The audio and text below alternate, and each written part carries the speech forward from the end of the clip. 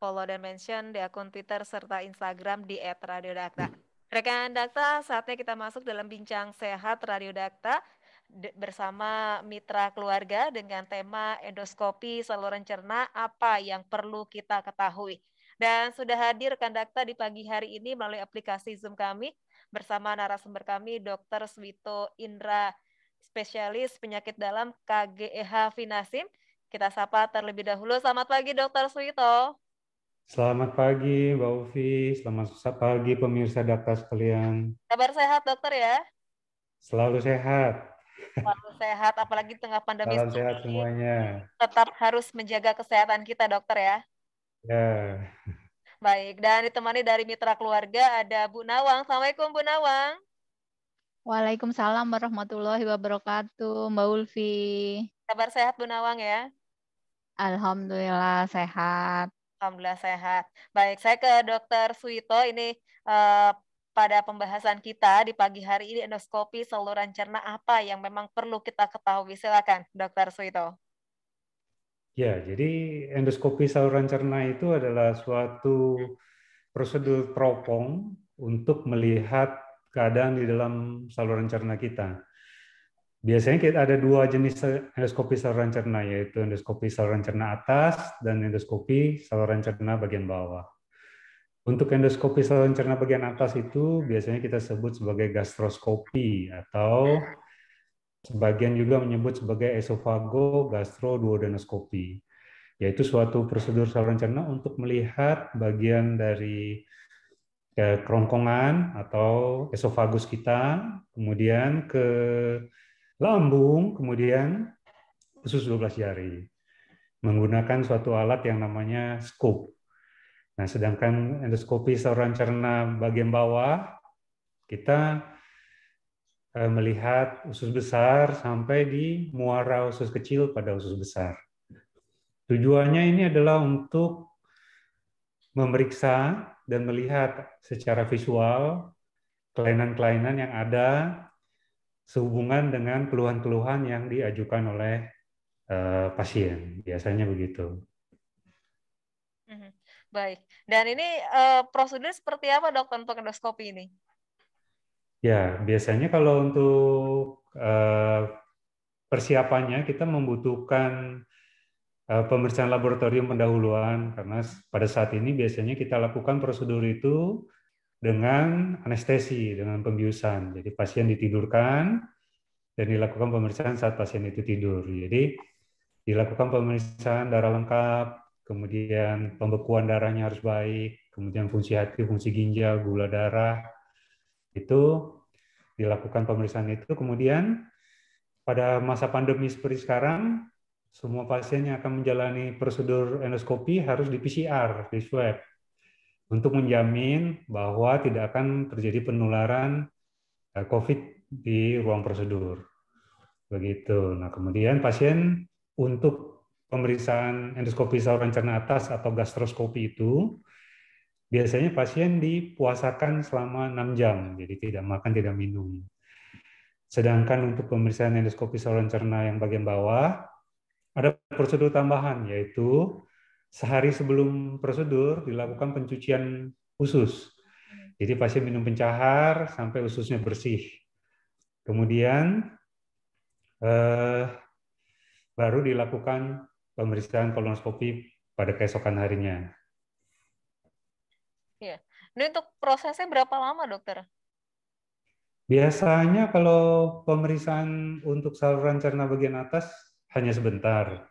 Biasanya sekitar 10-15 menit, sedangkan pemeriksaan usus besar itu biasanya sekitar 30 menit. Tapi itu relatif, tergantung tingkat kesulitannya. Kalau dia mudah, kondisi usus yang baik, biasanya kita lebih cepat. Kalau sulit, misalnya ususnya tidak lurus, dia berputar-putar, itu bisa lebih lama, sekitar 1 jam. Baik. Ada tidak, dokter, resiko yang ditimbulkan setelah endoskopi ini? Biasanya endoskopi saluran cerna ini kita lakukan dengan aman. Jadi ini adalah suatu prosedur yang sangat aman pada saat ini. Karena dilakukan dengan persiapan yang baik, kemudian penilaian apakah pasien tersebut layak untuk menjalani prosedur tersebut, kemudian dilakukan juga oleh dokter-dokter yang sudah terlatih. Jadi biasanya sebelum melakukan prosedur endoskopi, seorang dokter sudah menjalani pelatihan dulu.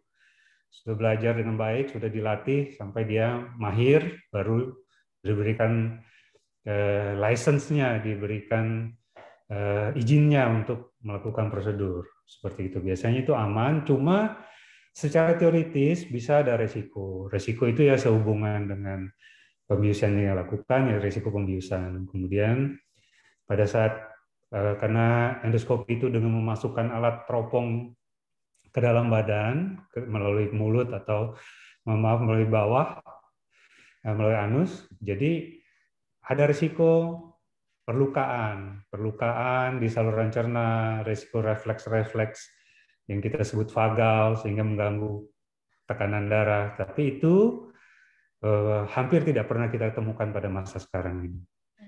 Baik, dokter, kapan harus menjalani endoskopi ini, dokter? Biasanya endoskopi itu ada dua macam. Jadi yang pertama adalah untuk diagnostik, yang kedua untuk pengobatan atau terapeutik. Nah, endoskopi yang untuk diagnostik itu kita lakukan apabila ada suatu kecurigaan yang tidak bisa kita jelaskan dengan pemeriksaan sehari-hari yang biasa. Kita dengan pemeriksaan ronsen kita tidak bisa dapatkan, atau dengan CT scan kita ada ini jangan-jangan ada sesuatu tetapi juga tidak jelas, kita lakukan endoskopi. Nah, hal yang membuat dokter mempertimbangkan untuk melakukan endoskopi, misalnya keluhan sakit perut yang tidak hilang-hilang, sudah diobatin tidak hilang-hilang, atau dia sembuh sebentar kambuh lagi. Biasanya dokter akan menganjurkan endoskopi. Juga misalnya terjadi muntah darah atau buang air besar berdarah, atau muntah hitam, buang air besar hitam. Kemudian berat badan turun tanpa suatu sebab yang bisa kita ketahui dari sumbernya dari tempat lain. Kemudian adanya anemia tidak tahu nih dari mana penyebabnya, tiba-tiba dia anemia.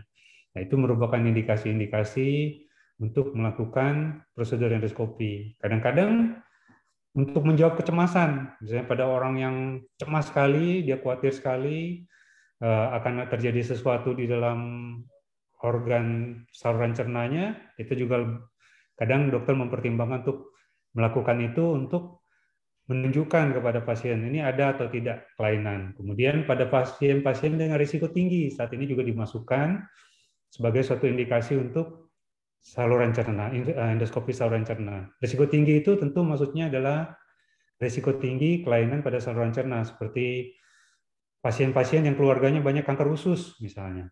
Biasanya dilakukan screening secara serial. Kalau tidak terdapat kelainan, 3 tahun, 4 tahun sekali dilakukan endoskopi.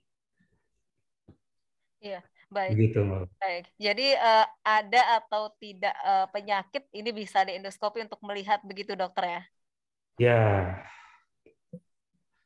Baik. Nah, tentunya apakah semua usia bisa dokter diendoskopi dengan untuk melihat apakah memang ada gangguan atau tidak dalam pencernaan kita ini?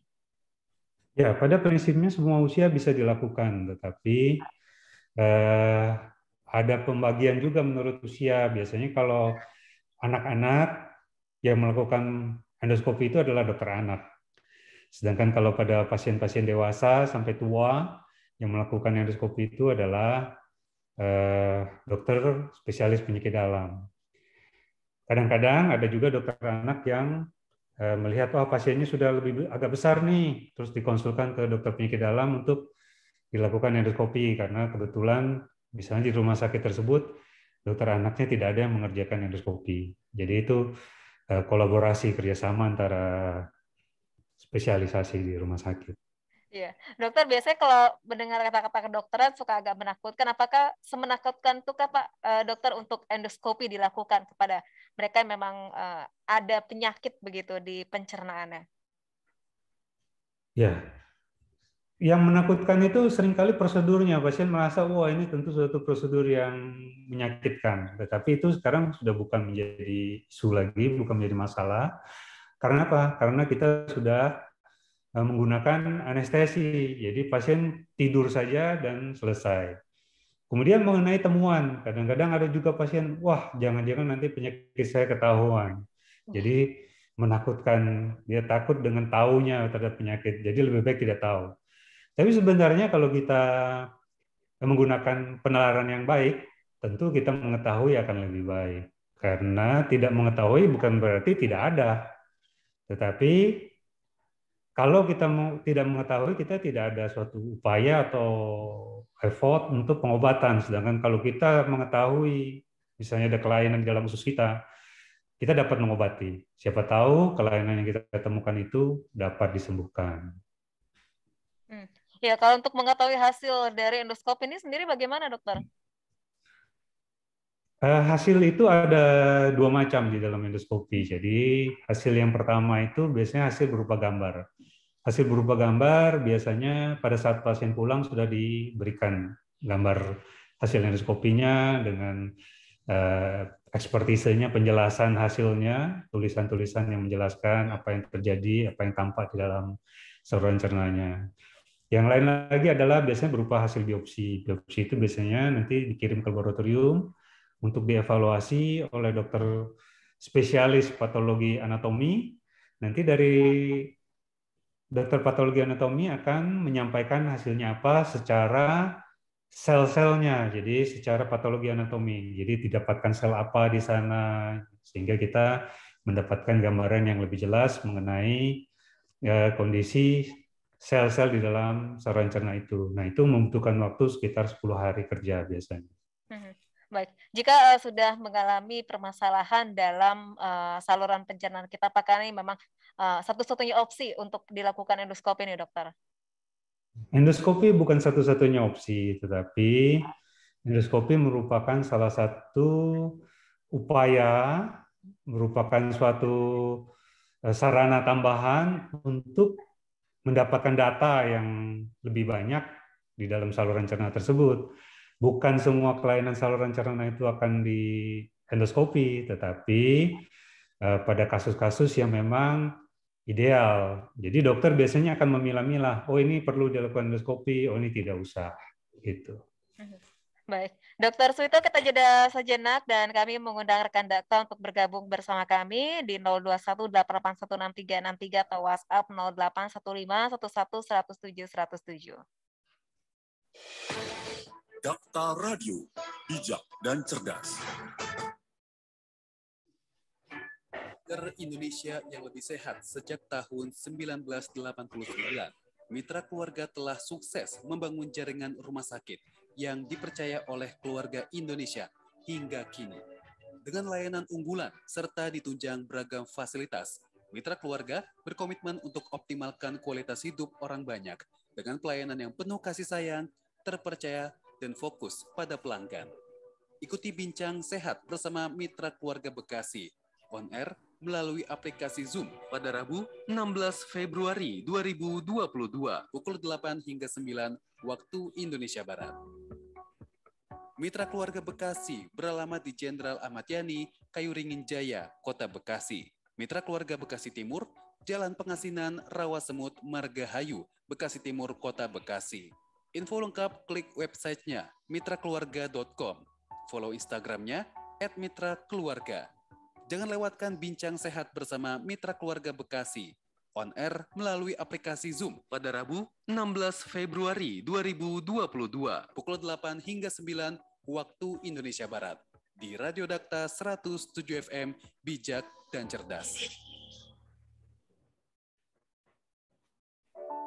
Pandemi memang masih menyelimuti, namun tidak lantas menghentikan ikhtiar yang akan memberi arti bagi Ibu Pertiwi, bagi masyarakat Jawa Barat yang tetap menanti. DPRD Provinsi Jawa Barat, setiap sendi di tubuhnya terus bergerak menyerap aspirasi rakyat, mengartikulasikan kehendak rakyat. Setiap anggota, fraksi, komisi, badan, dan tentunya pimpinan terus berakselerasi di tengah segala keterbatasan yang terjadi. Lihatlah, program vaksinasi terus didorong. Sejumlah rancangan peraturan daerah terus dibahas. Cermati bagaimana pemekaran wilayah Jawa Barat dibahas bersama Gubernur Jawa Barat. Demikian pun penanganan masalah sampah terkait rencana TPPA Lebok Nangka tak luput ikut dikebut. Itu hanya sebagian dari beribu hal yang dikerjakan. Untukmu rakyat Jawa Barat. Untukmu Provinsi Jawa Barat. Persembahan Humas DPRD Provinsi Jawa Barat. Umi, habis gerakan akikah ya? Iya, Bi. Tapi lagi pandemi seperti ini, Umi takut bikin acara akikah. Apalagi ngumpulin banyak orang di rumah. Tenang Umi, akikah tidak tak peduli aja. Harganya terjangkau, dan daging akikah yang sudah dimasak langsung didistribusikan ke yang berhak. Jadi nggak perlu ngumpulin banyak orang di rumah. Insya Allah sah. Sekalian Abi juga mau akikah buat Abi sendiri. Wah, bener tuh, Bi. Percayakan pilihan akikah Anda melalui Dakta Peduli. Hewan akikah akan disebar matang ke wilayah masyarakat kurang mampu. Tersedia hewan domba tipe A dengan harga Rp1.250.000 per ekor. Domba tipe B Rp1.750.000 per ekor. Mari tunaikan akikah Anda melalui Dakta Peduli. Pelaksanaan penyembelihan sesuai syariat Islam. Rekan juga akan mendapatkan dokumentasi, sertifikat akikah, dan pendistribusian. Pembayaran transfer ke rekening Bank Syariah Indonesia dengan nomor rekening 7635892 atas nama Dakta Peduli. Untuk informasi, hubungi 021 88 7426 atau 8807427 melalui WA 0815 11 107 107.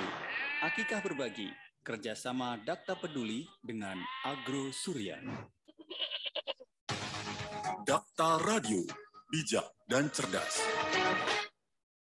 Rekan Dakta, kami lanjutkan kembali bincang sehat kami bersama Mitra Keluarga Bekasi dengan tema endoskopi saluran cerna, apa yang perlu kita ketahui. Silakan kami mengundang rekan Dakta untuk bergabung bersama kami di 0218816363 atau WhatsApp 0815111007 masih dengan Dr. Suito dan Mbak Nawang dari Mitra Keluarga. Ini terkait dengan endoskopi saluran cerna, apa yang perlu kita ketahui. Dokter Suito, kita lanjutkan kembali dokter ya. Iya, baik. Ya. Dokter, seberapa amankah untuk masyarakat untuk dilakukan endoskopi ini dokter?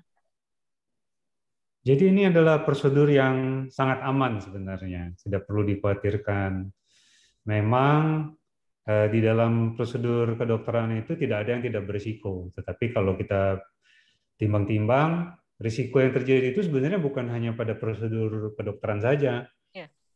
Kita naik sepeda di jalan, kita naik motor, kita berkendara di jalan raya, itu semua juga ada risikonya, tetapi tetap kita lakukan. Kenapa? Karena kalau kita tinjau dari segi risiko dan dari segi manfaatnya, lebih besar manfaatnya daripada risiko yang akan kita hadapin. Sehingga biasanya kalau dengan manfaat yang lebih besar tetap kita kerjakan. Begitu juga dengan endoskopi. Jadi pada saat pasien itu membutuhkan suatu prosedur endoskopi, berarti seorang dokter sudah mempertimbangkan bahwa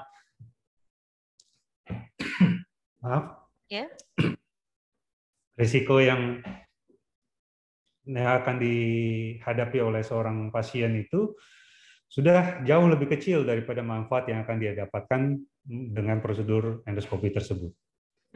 Baik, jadi sudah dipertimbangkan dan tentunya persetujuan dari pasien untuk melakukan endoskopi dokter ya? Ya, betul sekali Mbak. Ya, dokter ini untuk penyakit ataupun penyakit yang memang harus endoskopi, penyakit lambung, GERD atau lain sebagainya, bagaimana dokter? Ya, jadi biasanya kalau pasien-pasien yang dianjurkan untuk endoskopi itu adalah pasien-pasien dengan keluhan GERD yang tidak hilang-hilang, sakit MA yang tidak hilang-hilang, apalagi dia disertai dengan berat badan sampai turun, kemudian apalagi kalau sampai ada muntah darah atau buang air besar berdarah, seperti itu yang biasanya kita anjurkan untuk lakukan pemeriksaan endoskopi. Iya. Dan ini apakah ini yang terbaru dokter di dunia kedokteran? Sudah lama sekali. Jadi prosedur endoskopi ini sudah dilakukan puluhan tahun yang lalu, sejak puluhan tahun yang lalu sebenarnya. Tapi dengan teknologi yang berubah seiring dengan kemajuan dari teknologi yang dimiliki oleh manusia, teknologi teropong, maka itu berubah dari waktu ke waktu. Di awalnya endoskopi saluran cerna itu hanya dilakukan dengan menggunakan teropong besi begitu, kemudian penerangannya menggunakan lilin. Itu di zaman yang sudah sangat lama. Kemudian beralih dengan teropong yang menggunakan lampu, sudah teropong, tetapi dokternya hanya melihat langsung ke dalam teropongnya tersebut. Kemudian pada masa sekarang ini kita menggunakan teropong fiber optik yang kita lihat gambarnya itu di kamera, di monitor televisi. Jadi kita sebutkan itu sebagai videoscope. Jadi kita melihat video endoskopi istilahnya. Jadi kita melihat dengan lebih jelas, seperti melihat monitor video saja. Iya, baik. Kami mengundang rekan dakta untuk bergabung bersama kami di 0218816363 atau WhatsApp 0815111007. Nah, apakah setelah di endoskopi pasien juga bisa melihat hasilnya dan bagaimana nih dokter untuk apa yang memang harus dilakukan setelah endoskopi? Ya, biasanya pasien akan mendapatkan gambar. Kita akan buatkan gambar-gambar yang informatif buat pasien dengan perincian hasil pemeriksaannya, apakah didapatkan peradangan, apakah di dalamnya terdapat polip, apakah ada tumor, kalau dia ada luka, lukanya seperti apa. Sehingga biasanya juga setelah itu kita anjurkan tindakan yang berikutnya, apakah hanya dengan pengobatan saja, ataukah perlu dikonsultasikan ke dokter lain, misalnya dokter bedah. Nah, itu biasanya kita berikan. Jadi pasien bisa mendapatkan langsung pada saat dia pulang hasil endoskopinya itu, gambar-gambarnya. Baik. Kalaupun perawatan setelah endoskopi bagaimana, dokter? Endoskopi itu biasanya tidak mempunyai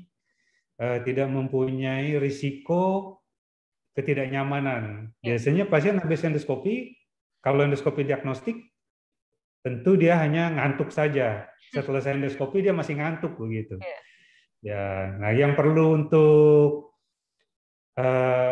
perawatan di rumah sakit atau observasi biasanya endoskopi yang terapeutik. Nah, endoskopi terapeutik itu contohnya misalnya kita melakukan polipektomi, suatu benjolan besar di usus besar misalnya dikatakan. Kita potong dengan endoskopi ya, dengan menggunakan scope dari dalam. Jadi tidak membuka perut. Tidak memotong usus, hanya memotong polipnya saja.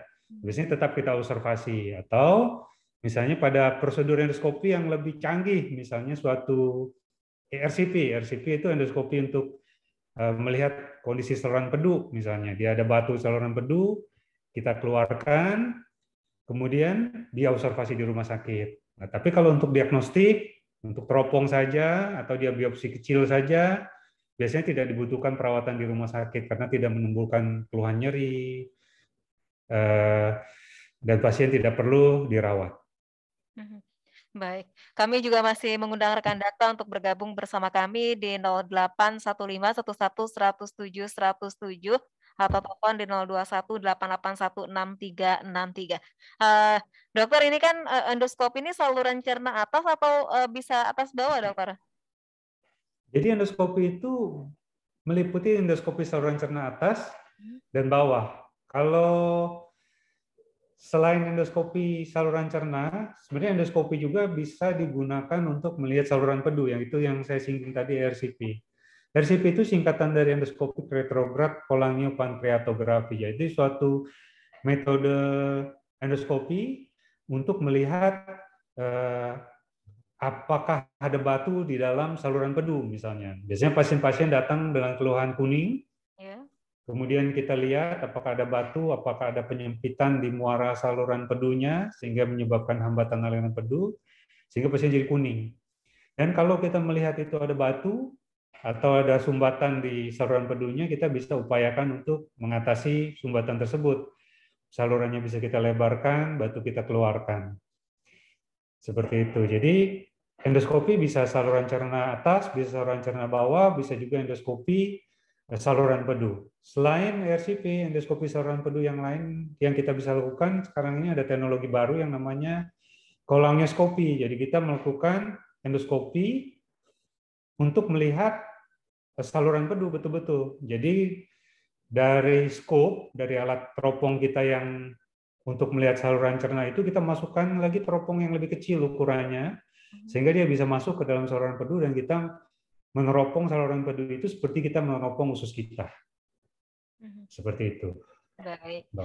Baik, kita jeda kembali, Dr. Suito, dan setelah ini kita akan ke Bu Nawang terkait apa saja yang ada di Mitra Keluarga Bekasi. Kami masih mengundang rekan Dakta untuk bergabung bersama kami di 0218816363 atau WhatsApp 0815111007. Dakta Radio, bijak dan cerdas. Oase Iman. Terus yang terakhir, gimana memotivasi akhwat untuk berhijab ketika ada ujian di rumahnya? La ta'ata li makhluk fi ma'siyatillah. Tidak boleh taat kepada makhluk dalam hal maksiat kepada Allah.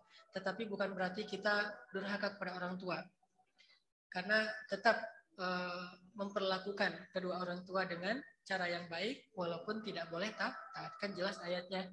Kalau mereka memaksamu untuk kufur kepada Allah, janganlah kamu taat kepada keduanya, tetapi tetaplah temani keduanya, wasahibhuma fid dunya ma'rufa, dengan cara yang baik.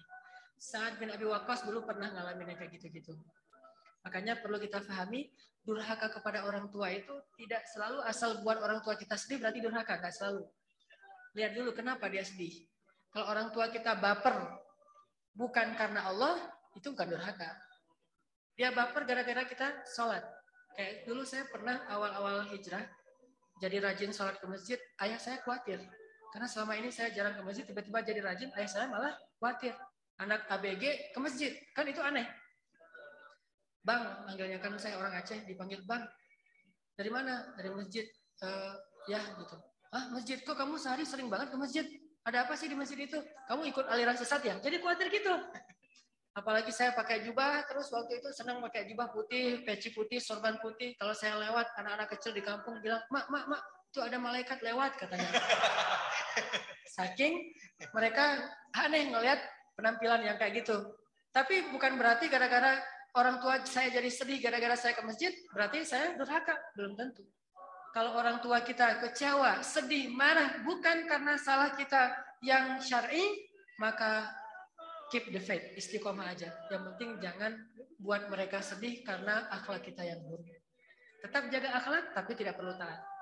Tetap jaga akhlak, tetapi tidak perlu mengikuti nasihatnya kalau nasihatnya bermaksiat kepada Allah. Udah serahkan kepada Allah, mudah-mudahan nanti Allah kasih jalan keluar. Karena janji Allah, tidak ada orang yang beriman kecuali pasti diuji. Mungkin diuji dengan keluarga, diuji dengan teman, diuji dengan lingkungan, diuji dengan tetangga, diuji dengan harta atau dengan ujian-ujian yang lain. Jadi keep the faith, bukti, mudah-mudahan Allah memberikan kekuatan. Oase Iman. Bismillahirrahmanirrahim. Guru ngaji, ustadz dan para ustazah adalah salah satu elemen terpenting dalam peradaban bangsa ini. Karena perantara mereka lah anak negeri mampu membaca, memahami, serta mengamalkan isi kandungan Al-Quran dan ajaran agama Islam. Namun terkadang keberadaan mereka ini dipandang sebelah mata dan tidak diperhatikan oleh kita. Rasulullah Shallallahu Alaihi Wasallam bersabda, sebaik-baik kalian adalah yang mempelajari Al-Quran dan mengajarkannya. Hadis riwayat Al-Bukhari.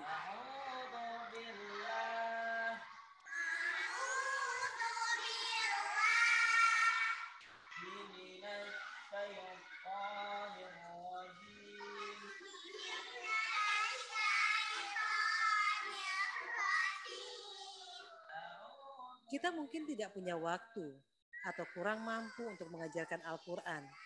Namun kesempatan untuk mendapatkan pahala mengajarkan Al-Quran tetap terbuka yaitu dengan menjadi sebab terlaksananya program tersebut, sehingga kita mendapatkan bagian pahala yang tak terkira dan terus mengalir dengan izin Allah Subhanahu wa Ta'ala.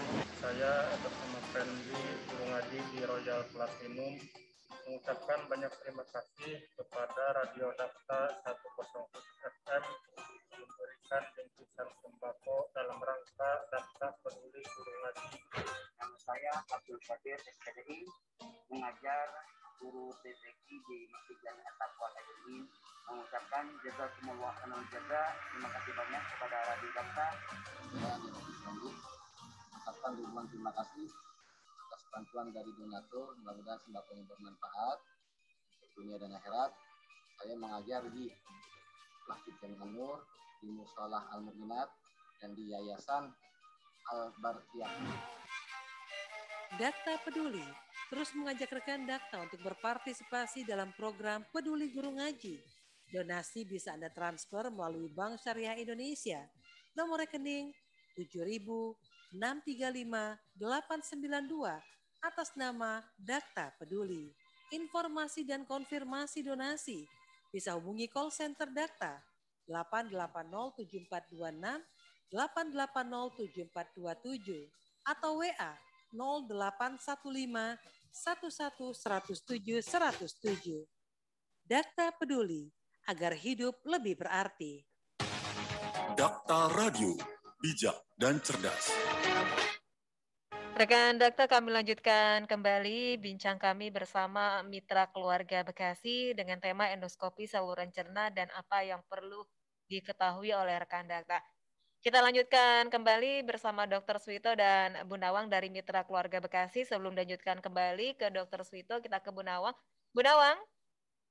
Ya, Mbak Ulfi, selamat pagi.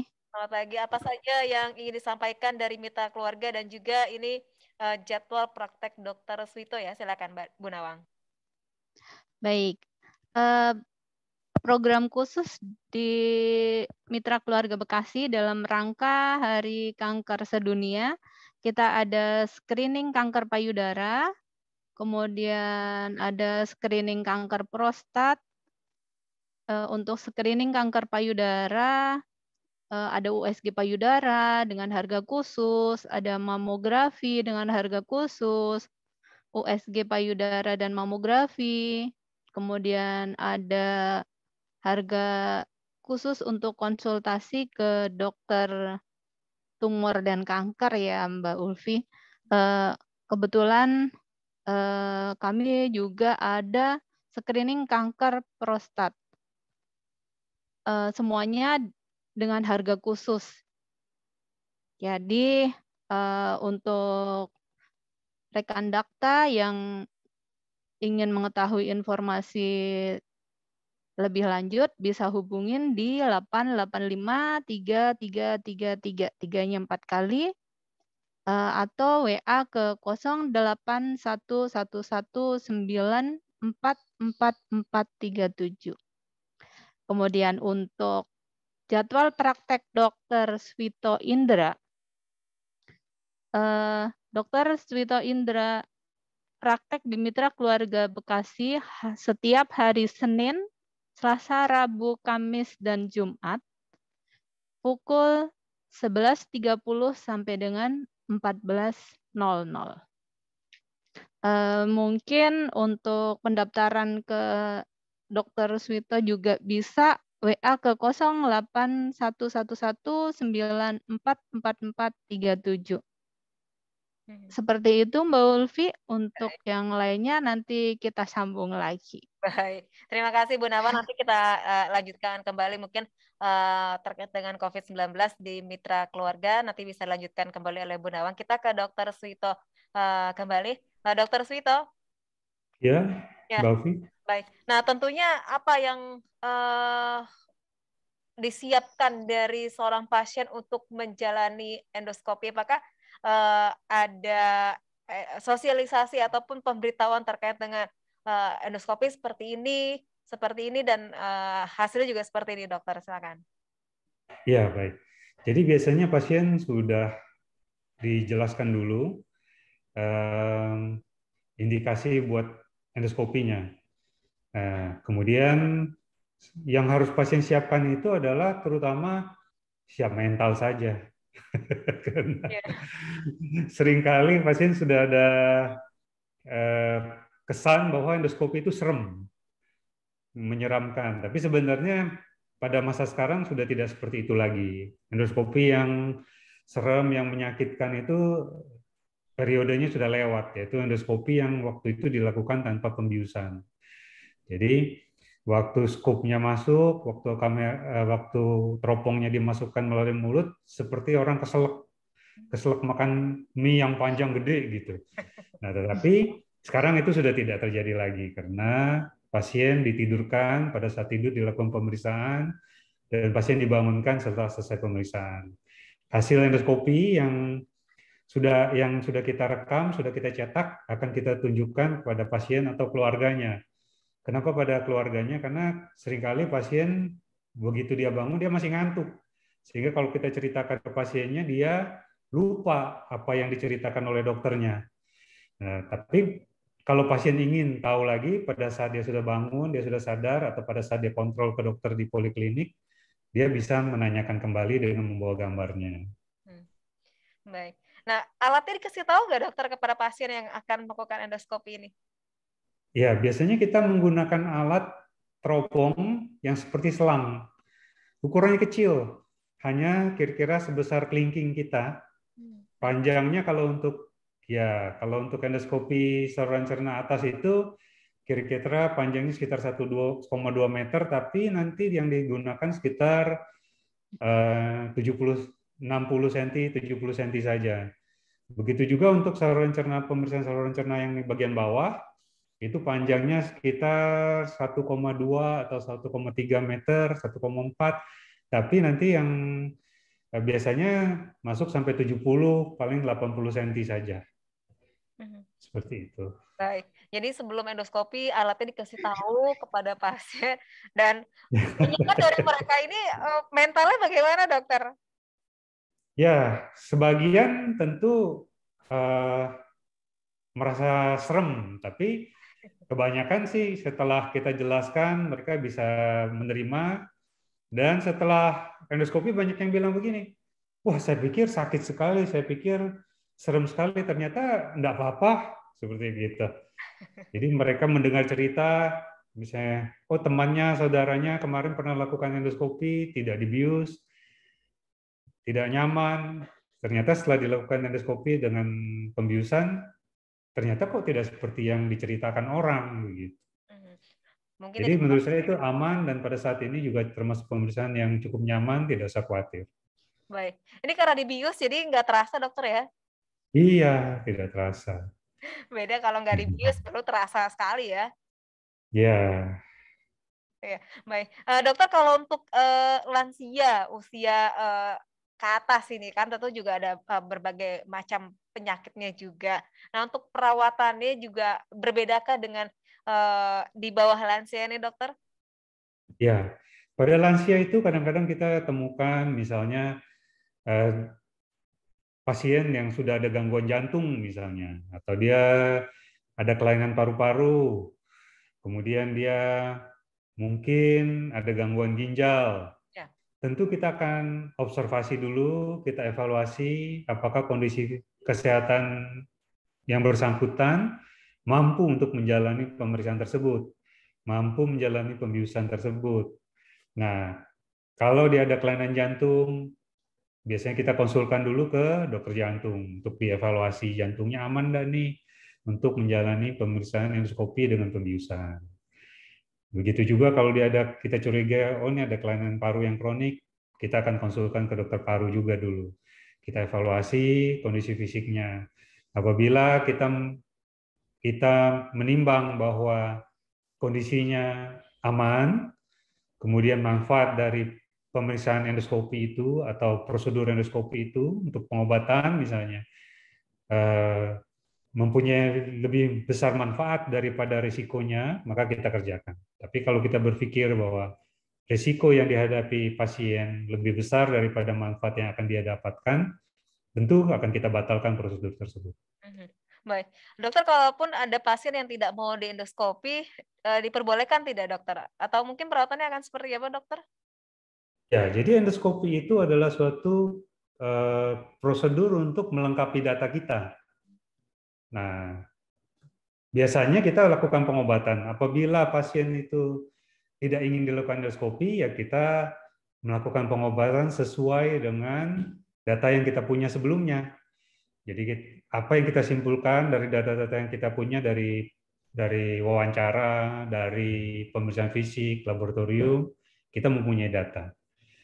Nah, cuma kelebihannya dengan endoskopi ini adalah kita dapat melihat secara visual. Jadi ada atau tidaknya, contoh katakan, kalau pertanyaannya, ini ada polip tidak di dalam, ada radang tidak di dalam, ada luka tidak di dalam. Tentu itu jawabannya adalah kita melihat. Kalau kita melihat ada polip, kita melihat ada tumor, berarti ada.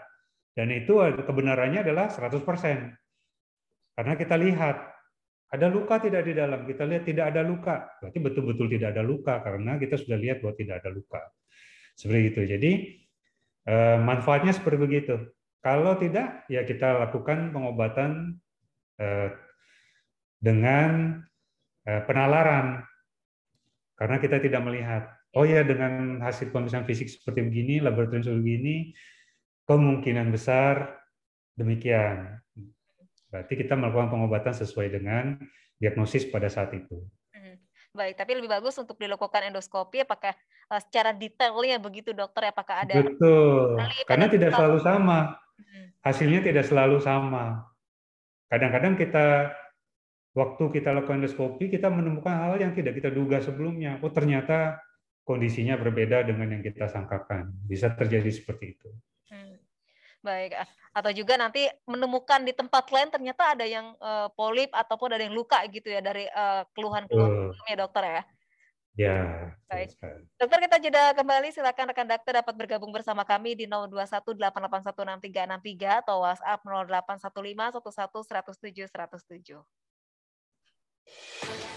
Dakta Radio, bijak dan cerdas.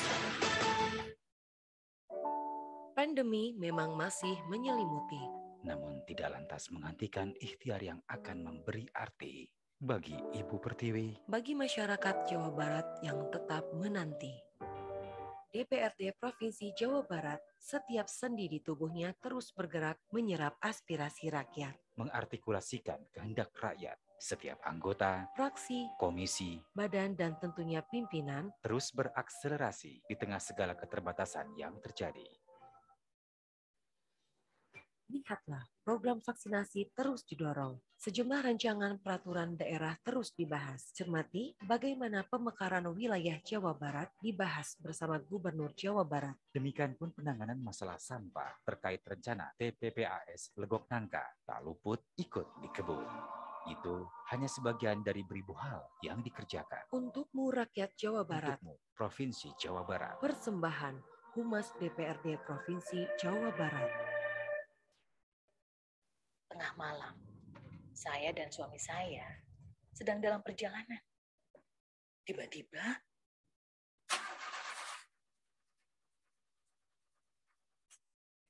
mobilnya mogok di tengah sawah. Gak ada mobil lewat. Gelap, sunyi.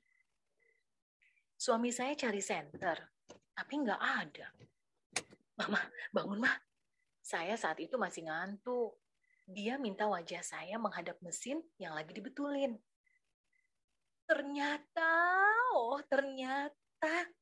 suami saya memakai wajah saya untuk menerangi mesin mobil yang lagi dibetulin sama suami.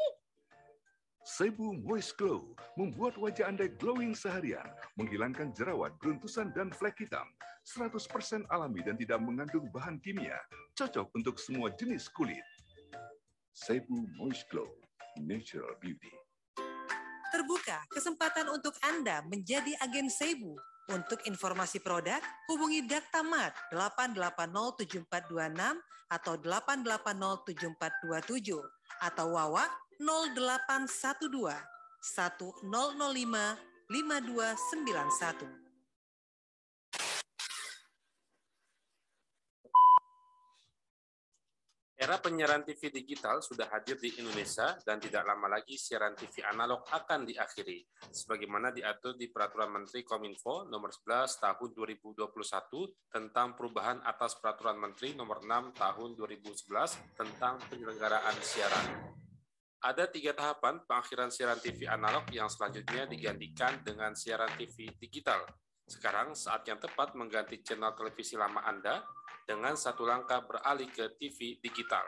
Cukup dengan membeli set-top box dengan harga Rp350.000, Anda akan mendapatkan channel siaran TV lokal yang lengkap. Radio Dakta membantu Anda untuk beralih ke siaran digital dengan menggunakan set-top box, sehingga rekan langsung bisa menikmati secara penuh siaran TV digital yang bersih gambarnya, jernih suaranya, dan canggih teknologinya.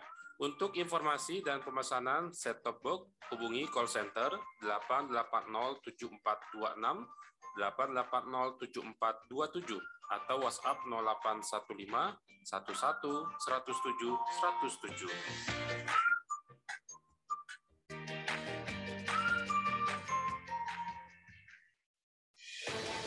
Dakta Radio, bijak dan cerdas. Rekan Dakta, kita di sesi terakhir bersama Mitra Keluarga Bekasi. Anda masih dapat bergabung bersama kami di 0218816363 atau WhatsApp 0815111007. Sebelum ke Dr. Suito, saya ke Bu Nawang kembali. Mungkin bisa diinformasikan kembali terkait dengan jadwal praktek Dr. Suito dan bagaimana dengan screening COVID-19 di Mitra Keluarga Bekasi. Silakan Bu Nawang. Baik, Mbak. Untuk jadwal praktek Dr. Suito kita ulangin kembali. Jadi Dr. Suito Indra praktek di Mitra Keluarga Bekasi di hari Senin, Selasa, Rabu, Kamis, dan Jumat. Tepatnya di pukul 11.30 sampai dengan 14.00. Kemudian untuk rekan Dakta yang ingin ke Dr. Suito Indra, jangan takut dengan suasana yang sekarang ya Mbak Ufi. Kita di Mitra Keluarga menjalankan protokol ketat, jadi kita screening dulu di pintu masuk, semuanya kita lakukan dengan baik. Baik. Itu sih Mbak Ufi. Baik. Jadi nanti informasi lebih lanjutnya bisa menghubungi Mitra Keluarga Bekasi jika nanti rekan Dakta mengalami gangguan pencernaan atau lain sebagainya untuk melakukan endoskopi, datang langsung saja ke Mitra Keluarga Bekasi, ditangani Dr. Suito dan tentunya dengan teknologi yang tercanggih begitu, Bu Nawang ya. Betul sekali. Baik. Kita udah mempunyai alat-alat endoskopi yang sangat lengkap dan dengan Dr. Suito yang benar-benar ilmunya udah luar biasa, Mbak Ulfi. Masya Allah, luar biasa. Dan sudah dipercaya oleh pasien-pasien di Mitra Keluarga. Saya kembali ke Dr. Suito, Bu Nawang ya. Baik. Ya. Dr. Suito, tentunya siap, mungkin apa yang memang diharuskan juga oleh masyarakat khususnya supaya ini tidak terjadi saluran penyakit saluran cerna, dan nanti jika sudah terjadi harus seperti apa, dan pasca itu harus seperti apa, dokter? Silakan.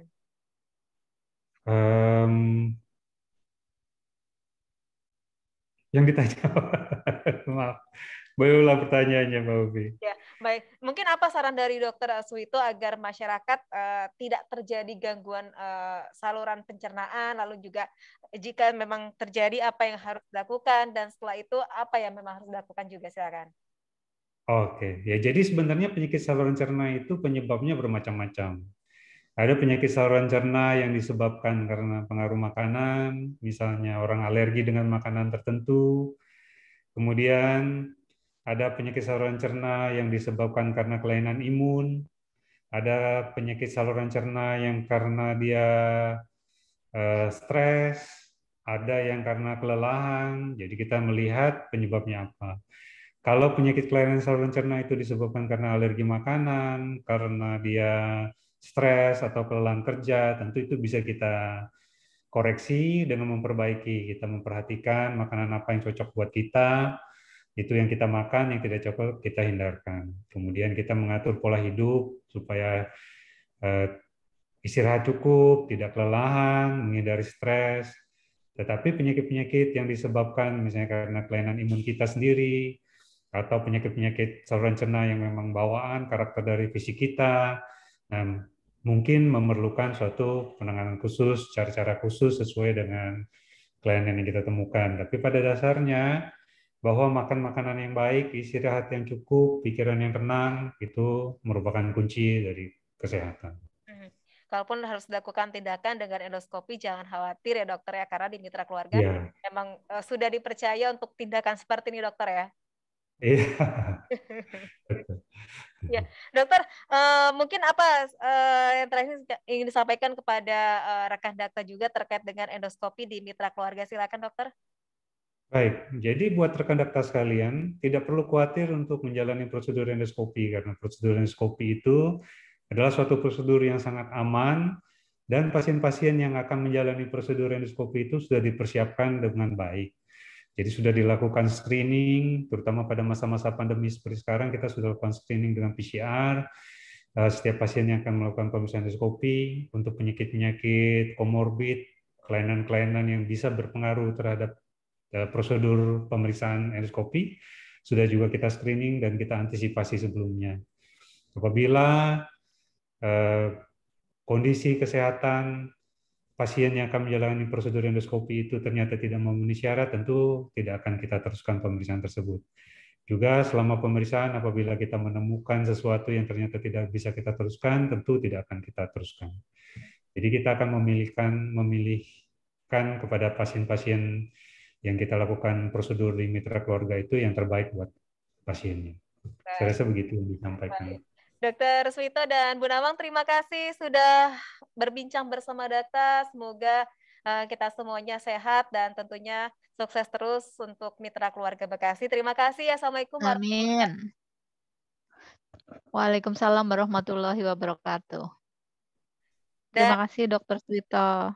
Terima kasih kembali. Bersama kami dalam Blog Informasi Dakta Pagi, saya Ovina.